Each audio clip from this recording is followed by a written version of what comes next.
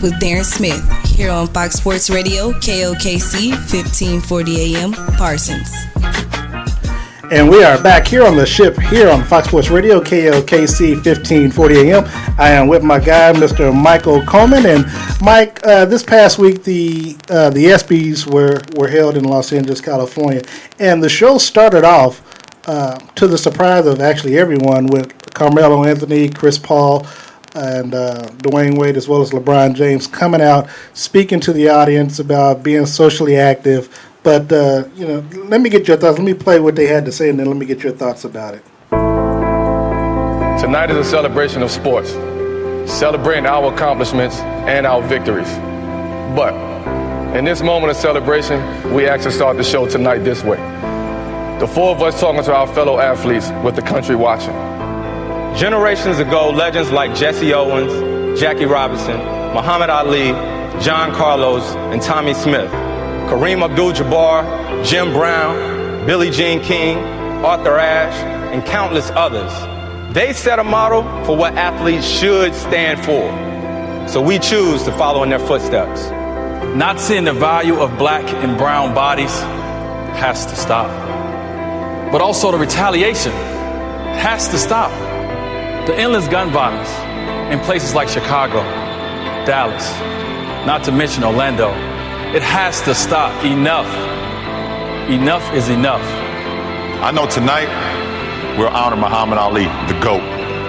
But to do his legacy any justice, let's use this moment as a call to action for all professional athletes to educate ourselves, explore these issues, speak up, and renounce all violence.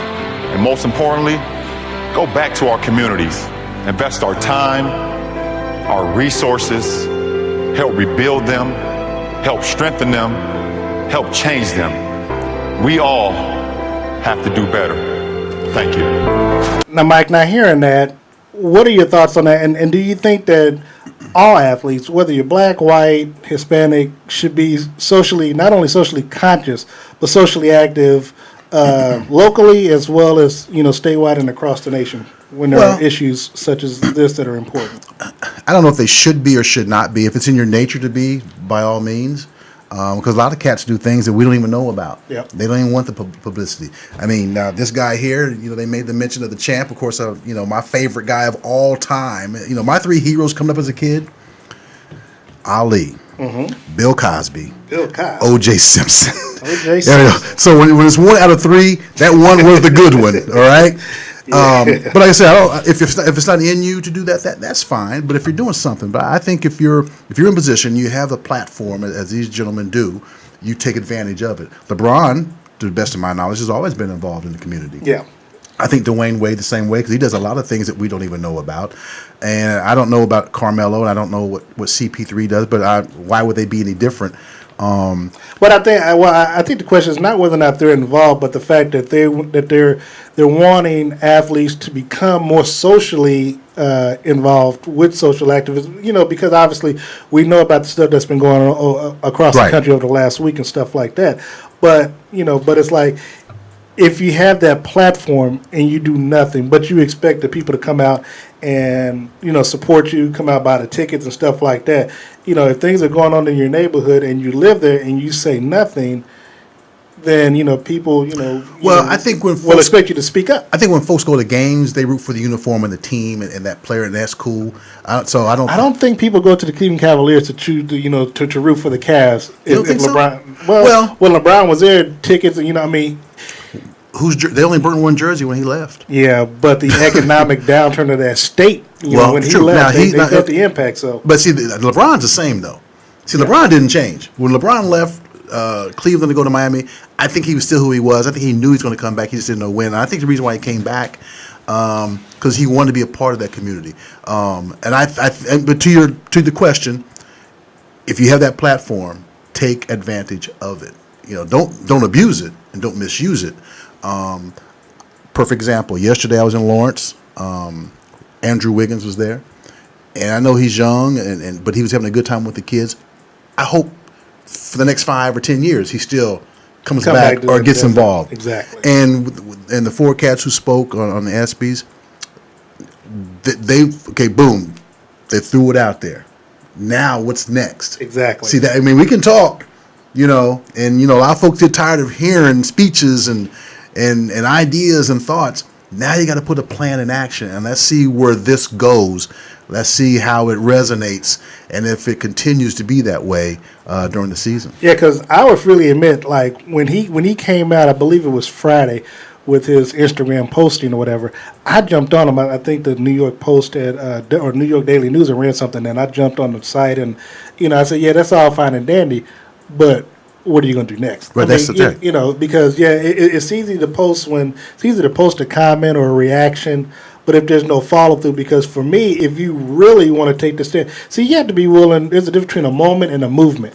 And that sacrifice. What are you willing to sacrifice? It's easy. It's easy for me. Well, in my opinion, it's easy when you have $100+ million already, right, that you can afford to tell somebody else, let's do this when they're not in your financial state. Now, was you doing this before you signed your last contract? Yeah. And I don't know. I guess it's kind of two-sided. It's a double-edged sword, because while I want you to speak out, if you're someone like. And we'll just use Lorenzo Cain just out of convenience. He's not. He may not be at your financial status where he can't afford to do it, because he has to look out for his own, i.e., self-interest for down the line. Because a lot of cats aren't cut from that cloth where you can be a Muhammad Ali, Jim Brown. Where you can either walk away or risk like Muhammad Ali did, millions of dollars and your life for this stuff. Well, and that's just it. And because when your bank account is full, you're not as hungry, or at least it comes across that way. Exactly. When Ali was stripped of the title, he didn't know if he was going to ever box again. Mm-hmm. He had no security at all, and for him to withstand what he withstood and to make his mark, I think even at the young Ali probably thought, wow, I am I in over my head? I mean, he had to have thought that at a time, but he's a human being. And, of course, he had the right support, and things worked out for him because he was who he was. I mean, I think he probably continued to be as great as he was because he didn't want anybody to tell him you were wrong. That's impetus enough for him right there. So now we'll see what happens. And you talk about making sacrifices. And, like, for instance, some of the things that these guys can do is talk to kids away from the gymnasium. Talk to them in a classroom setting. Talk to them in a conference center setting. Let them actually sit and talk and touch you and shake your hands, and talk to them about the philosophies that you have followed to get you where you are. And pro athletes don't always have to encourage kids to try to be pro athletes. And I think their message should be the best you can possibly be, no matter what it is you do. And I think if you have that mantra, in whatever life that you are doing, you can make it happen. Now, before we went to break, we were talking about, I said I wanted to get your thoughts on Kevin Durant. Now, there was a lot of people who were very upset, and we talked about it even before we got on the air about now, they're trying to make him out to be the villain. Give me your thoughts on if you were him, would you have signed the contract to go to Golden State, or would you stayed in Oklahoma? Well, I posted this. I would have stayed. I would have stayed, and I know it's a free country. You can do what you want to do. But let's say, and I don't think they're going to, Golden State wins next year. They're not going to, but let's say for the sake of argument, they win. Okay. While the Golden State guys who were there through that journey to get there are jumping up and down and screaming and hollering, here comes Johnny come lately. Hey, Kevin, you got your ring, but you wasn't here for those hard times. He stays in Oklahoma City. They bring pieces in. They do some things, and maybe they do win it all. They could enjoy that same camaraderie that Golden State has enjoyed and could potentially enjoy, though they're not going to win again next year. Because I guess I base it off of when I played high school football, and my teams, we were terrible. But my senior season, when we had our first winning season, that meant a whole lot to us because of the journey all of us put in to get there. We could share that with somebody. Folks compare this to LeBron leaving. I think it's different.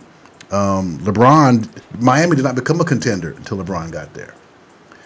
Durant leaves a contender to go to not only a contender, but a previous championship team, a team that he had on the ropes. And I just come from that generation where you stick it out. So when it comes to fruition, that hard work, it pays off. Well, I guess my comeback would be maybe he just got tired of one, either living in Oklahoma City, or two, playing with Russell Westbrook. I mean, 8-9 years in the same city, and you getting either to the Western Conference Final a couple of times, NBA Finals, and you can't get over that hump. It might just be time for a different, different outlook, a different perspective, because there's nothing to say that, like you said, even if he goes, he's gonna go to say, even if he plays there, that they go to the finals or even win. But of course, his thing at the end of the day, he wants to ring. If he thinks Golden State is the best chance for him to get it, then why not go for it? Well, he lives in Oklahoma City during the season.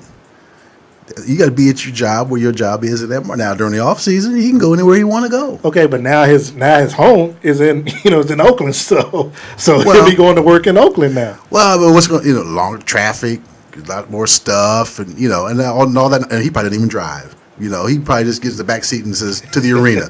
But but we're going to see, because that ball ain't but one ball, and you got to share that ball now. But they don't have a problem with that. Here's where his luxury is. He knows if he passes that ball off, somebody's going to make that shot. Well, what if he's got to make that shot? Because when he's had to make that shot a lot of times with OKC, he didn't make that shot. But okay, before we go to break, because we only got 30 seconds left in this segment. First of all, in Oklahoma City, when he needed to get the ball, Westbrook wouldn't get the ball. In Golden State, you have three other great shooters out there. So even if he has an off night, somebody else can make. He has a safety valve. Yeah. Well, there's no doubt about it. But I've heard him say, when he's been criticized for passing the ball to Westbrook, he says Westbrook is much more clutch than I am, and I have no problem doing that. So, so now we're going to find out. He's not going to get that ball a whole lot. All right, well, Mike, we may have to agree to disagree on this, but when we come back, we'll talk some NFL talk. Keep it locked in here on The Ship, exclusively on Fox Sports Radio, KLKC 1540 AM.